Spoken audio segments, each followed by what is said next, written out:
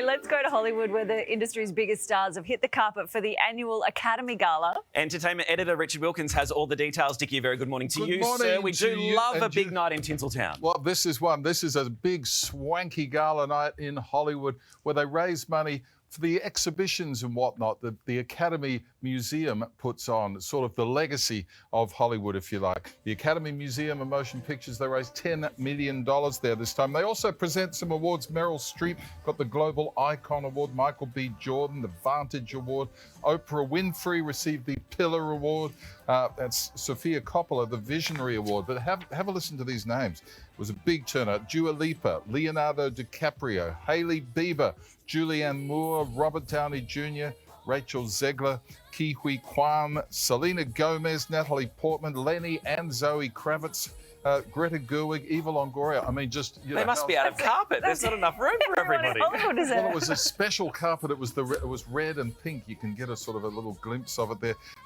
Many of these people turning out there have, are hoping for Oscar nominations. So you kind of go along and you do a bit of schmoozing and hopefully, films like Killers of the Flower Moon, Barbie, May, December amongst them. Billie Eilish and Phineas performed. So, a big night in Hollywood. Hey, $10 million was raised. Oh, that's good. Wonderful. That's really good. Moving over to London now, more stars hit the red carpet there as well. Well, George Clooney, front and centre. This is the premiere for The Boys in the Boat. This is the movie that he's directed. It was a rainy old night in London town. George was there with his good wife Amal and her mum at the Curzon Cinema in Mayfair, no less. A big night there.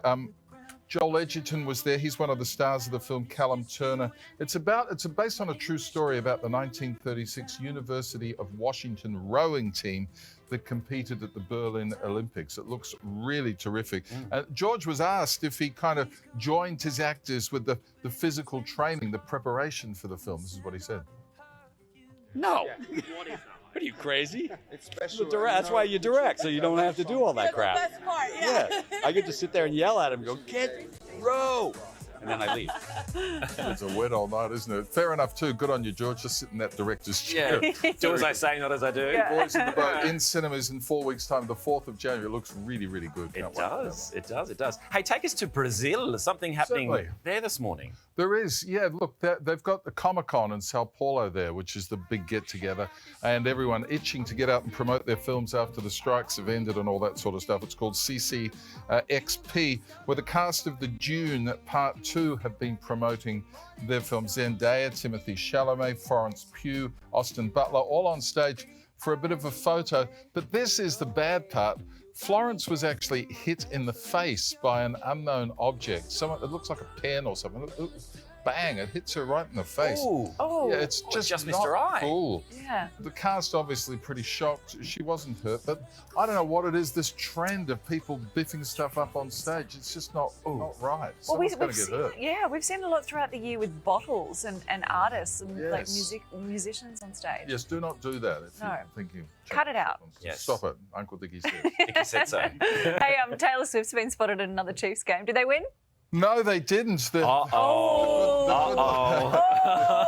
Trouble paradise already. Write a song. Yeah, Taylor was there again this week, back from Beyonce's big premiere in London town to support boyfriend Travis Kelce at his Chiefs game in Wisconsin against the Green Bay Packers. Cold old night there too. She was dressed up for it in a big woolly red coat. Travis and the team did not get the job done. The Kansas City Chiefs beaten for the first time in Taylor's presence. But look, another kind of pretty exciting news. She has just become the first living artist ever to have 5 albums in the Billboard Top 10. It's an incredible feat. 1989, her version, Midnight's Folklore, Lover, and Speak Now, her version, all in the top 10. The only other person to have that happen was Prince shortly after his passing. But 5, wrap your head around that. 5 albums in the top 10. Yeah. That is unbelievable. It is. An incredibly hard worker, isn't Happy she? 2023. Yeah. Speaking of Taylor, there's some photographs of her perhaps that are going viral? There's a fun little bit, yeah. She was at Beyonce's premiere in London. She went to I'll go to yours, you come to mine sort of thing. There was a lovely photo of Blake Lively and Taylor there. That wacky old Ryan Reynolds, however, has photoshopped his wife's face with his, also replacing Taylor's with her boyfriend, Travis. which is kind of Officially creepy. But he's got too much time They on his actually hands. don't look too bad. Don't look right. But Hugh Jackman has jumped in there as well, sharing this picture. Oh. With his co-star. Those Will be crazy, next. wacky guys. Yes. Yeah. Get back to what it You was. can do anything with Photoshop, can't you, Dickie? All right, Thank you, Dickie. See you soon. Well, the receipts are in for the Australian box office over the weekend, and guess whose concert movie came out on top? No, not Taylor Swift's Eras tour, which has, of course, been doing phenomenally well here and overseas. Not Beyonce's Renaissance film, which opened on Friday around the nation, but old mate Andre Rieu's White Christmas concert, which has been screened over the weekend on 50 fewer screens than Beyonce, but did so well. Exhibitors are clamoring for additional screenings after what was supposed to be one weekend only. So stand by for possibly more Andre White Christmas action in the next couple of weeks. How amazing is that? On the subject of Swiftie, has the Tay-Tay good luck charm worn off? That is the question. Taylor was, of course, there again this week, back from Beyonce's premiere in London to support boyfriend Travis Kelce at his Chiefs game in Wisconsin against the Packers, dressed for the cold in a woolly red coat. Travis and his team didn't get the job done, however. The Kansas City Chiefs beaten for the first time in Taylor's presence. However, that disappointment will be tempered by the fact that she's just become the first living artist ever to have 5 albums in the Billboard Top 10. Incredible. Back home, and he was famously referred to as the Minister for Having a Good Time, John Brown, one of the all-time great fellas. He served as the Tourism and Sports Minister in Bob Hawke's cabinet. He's just released his autobiography at Royal Randwick in Sydney. Paul Hogan there to celebrate, along with many esteemed guests, including Prime Minister Alba. It was Brownie who greenlit the famous Shrimp on the Barbie campaign back in the 80s. Come and say g'day.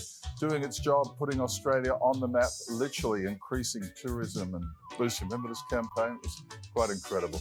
All right, let's move across to Los Angeles now, where all of Hollywood's biggest stars have hit the carpet for this year's Academy Museum Gala, which raises funds for the many exhibitions they have there. Everyone looking very glammy too. Leonardo DiCaprio, Greta Gerwig, Natalie Portman, Julianne Moore, Meryl Streep and Oprah Winfrey also stopped in, holding hands on the carpet, both honoured with awards on the night.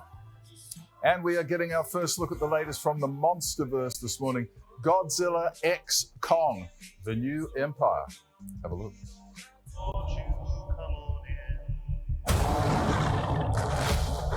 This world has more secrets than we could possibly imagine. Miracles I get. What is that? That's not Kong.